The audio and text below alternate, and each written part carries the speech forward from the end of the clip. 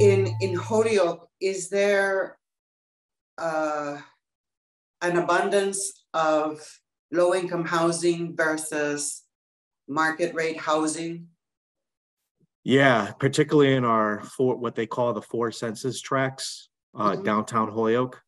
The median household income downtown is $17,000 annually. And you're talking about South Holyoke specifically in that census tract, it is 98% rental. And a huge portfolio of that is dedicated to low income housing. And we've warehoused, that level of affordability in our downtown. That's Holyoke being compassionate, but what I tell folks, compassion comes with challenges, and it just makes us have to work a little bit more creatively in how we keep up with quality of life issues. Okay. There is a focus. Oh, sorry. There is a focus in, because Holyoke and Springfield in particular have led the charge in the region with low-income housing and affordable housing, and believe me, there's a whole lot more work to do as far as housing in Western Mass in general. But what we're trying to do now is focus on achieving a balance between market rate and affordability. Okay, so can we record? Oh, yeah. We're recording. Can I use what you just said as part of Yeah, absolutely. Okay. So what I'm understanding, Mayor, is that there is a tension between providing housing that's at market rate versus housing that's for people who are in low income. And so then how does the city create or expand its tax base enough to function really well? Not that property taxes are the only thing Holyoke relies on to provide services, but when you have a building that has, say, maybe 12 apartments, the owner of that building is paying property taxes. Right. But then there's all those families that are not being able to buy their own homes. Right.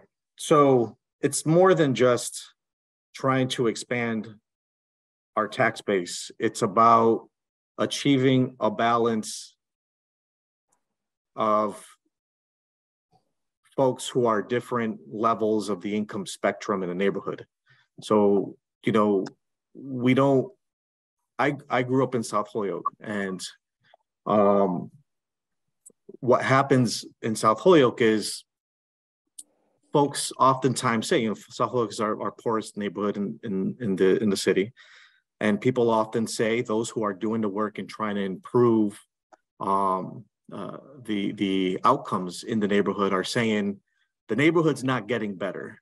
It's not that the neighborhood's not getting better. I think over time, people's lives in the neighborhood get better. And when they do, they move, right? Because there isn't any real opportunity for those who have better economic circumstances to want to stay in the neighborhood.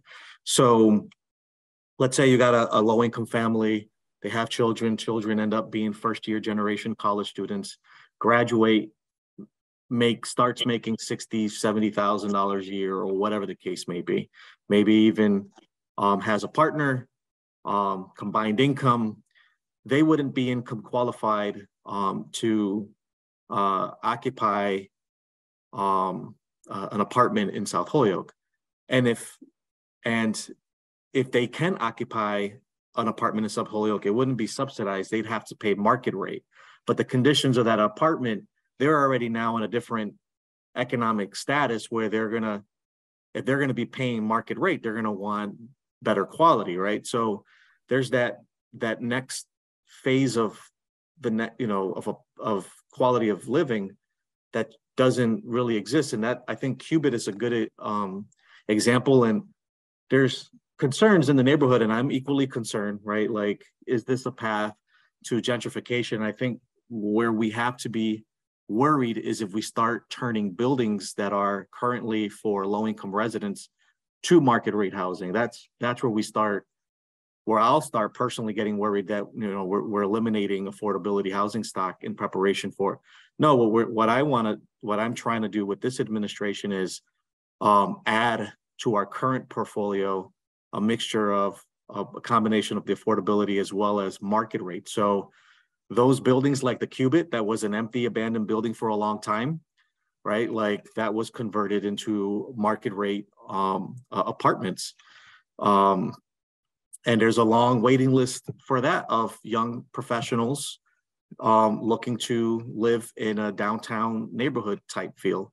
So it's looking at our spaces where there's nothing happening, whether we're building new or converting an old building into housing, where we're trying to bring that balance of market rate housing so that there's a balance in our downtown, people who are of low income and people who are not low income living cooperatively downtown in you know, in our city of Holyoke. So Mayor, in terms then of housing, the way things are going right now, the plans that are underway,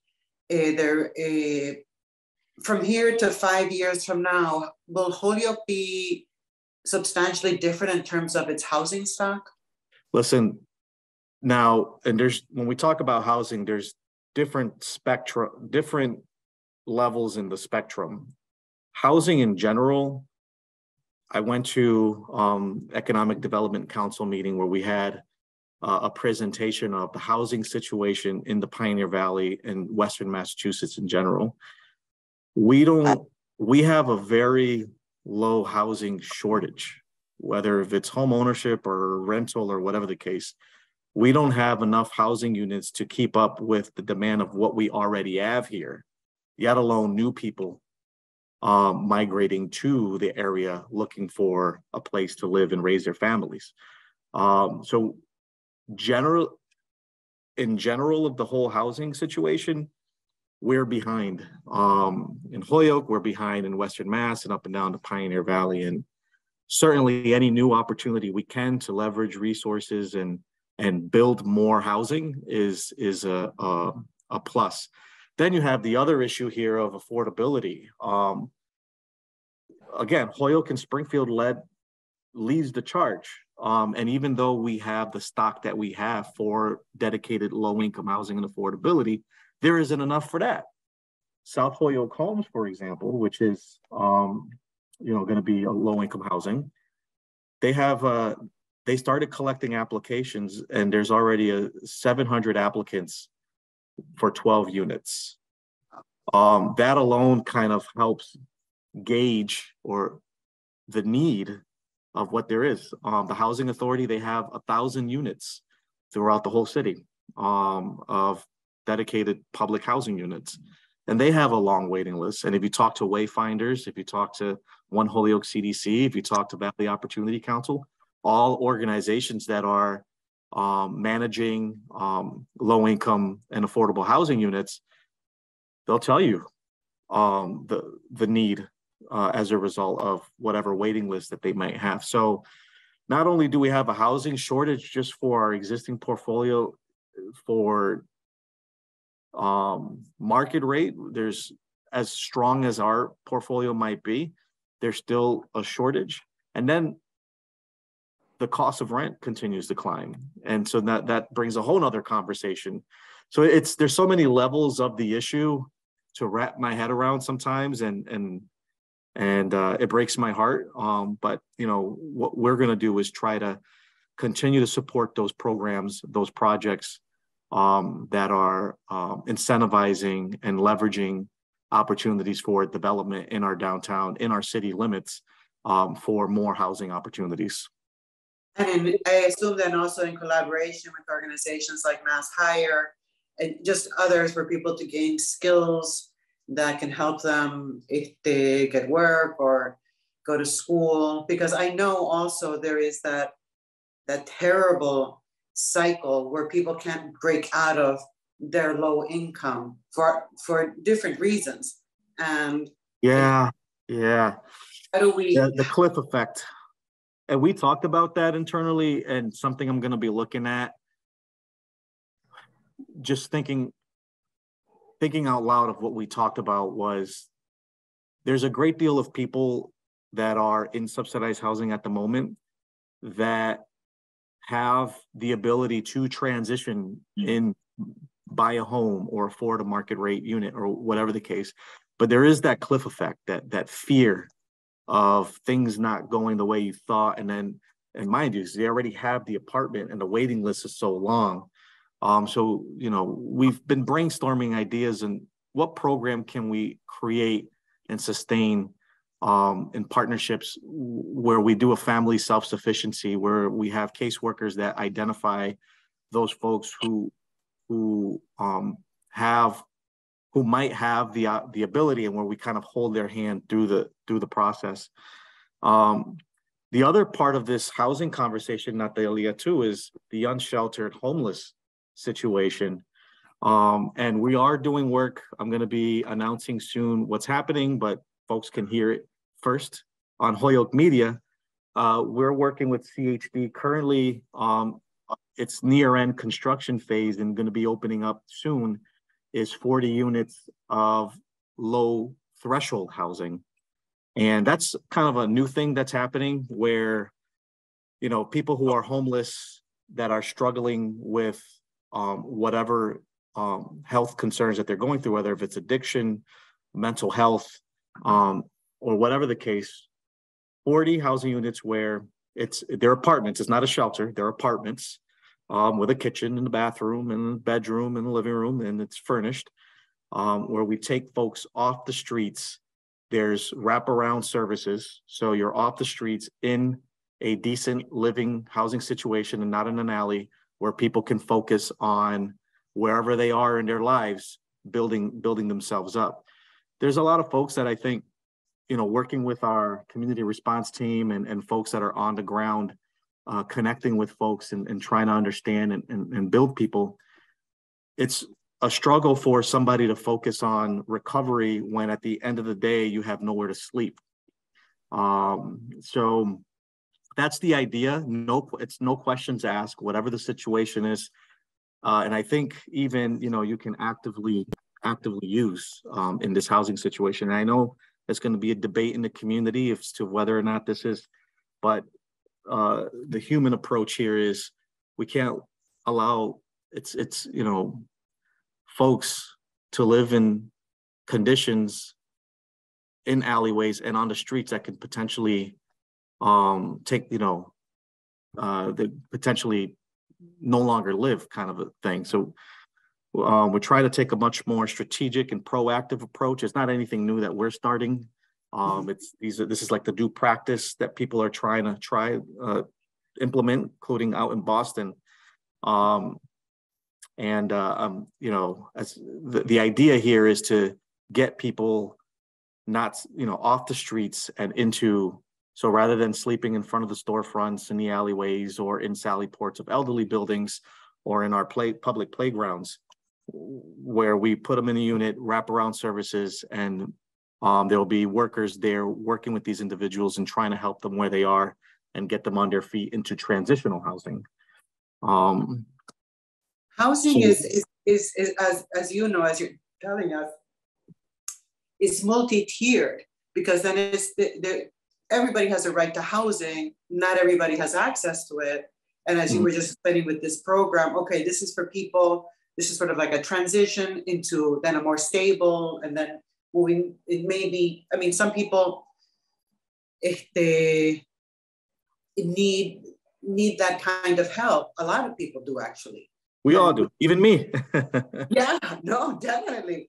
And so it is such a complicated thing to just find good housing when it shouldn't be. It'd be like, well, what if milk were complicated to get? We would be like going out of our... goodness, don't say that. Yeah, housing is very broad in where the issues are.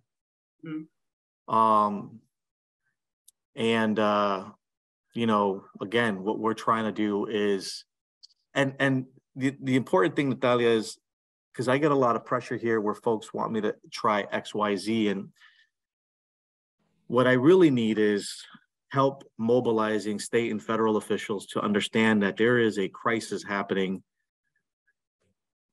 The challenges that we have in our community, they're not Holyoke specific challenges. Like we didn't create job loss, and we didn't create, the drug trade, and but we have people within our borders that are impacted by that. And no matter what we do, Natalia, I feel like it barely scratches the surface, and Holyoke is not going to be able to solve these problems on our own. We need real federal, state, coordinated, specific, and well thought out intervention to get us back in a better path than what we're experiencing right now when we're dealing with these issues. I'm fine. Like, I'm the mayor. People will call here. I meet with all groups. Anyone that wants to talk about housing or public safety issues, we do it. We acknowledge it. We do a lot of listening. And there is an expectation. And even though I didn't create it, I do feel responsible. I have to go home with this every single day. And there's an expectation that we're going to do something about it. Well, we're going to do things that we can about it. But no matter what we do, it's just taking an Advil for a headache. The problem is just so big that it's going to require some real resources and a coordinated response plan that is going to curve these issues, whether if it's housing, addiction, homelessness. I think it's going to require much more than what we can do here on our own. Thank you, Mayor, for this deep dive into the issues related to housing. There's not an easy answer. We can all just say housing for everybody, but how do you do that? But I can tell you, though, that I am very proud to have grown up I'm a product of the environment here. Like, I grew up low income. Every social service program available here, I'm sure my family benefited from that. I benefited from it. And, we're going to continue to lead with compassion. And I try to remind people that as long as we lead with compassion, it's going to bring challenges. And we can't let those challenges make us lose sight of who we are as a community. So I try to keep people united and focused. At the same time, it's heartbreaking when, I get the calls and the messages from people out in the public with their concerns of what's happening in their lives. And there's a lot of work and a lot of need. And when you try to understand the root causes, and that's where I like to take a deep dive into, is the root causes, what's causing these issues. There are things outside of my forces that are influencing that. So I'm very hopeful. I think if we're going to really achieve some level of effectiveness, it's going to require all of us as neighbors to work together and stay focused in helping people who are down and out in their luck, while also making sure that, we're building a sustainable community that is welcoming to everybody. Thank you, Mayor. Thank you very much. And thank you also for being so patient with me on this whole Zoom thing stuff. Take good care. If it's any skill that I have, Natalia, is patience, believe me. I think that's what I bring to the table here. That's my strength. Yeah, it is a strength. It's certainly a virtue. Thank you so much, Mayor. Take good care. All right, bye.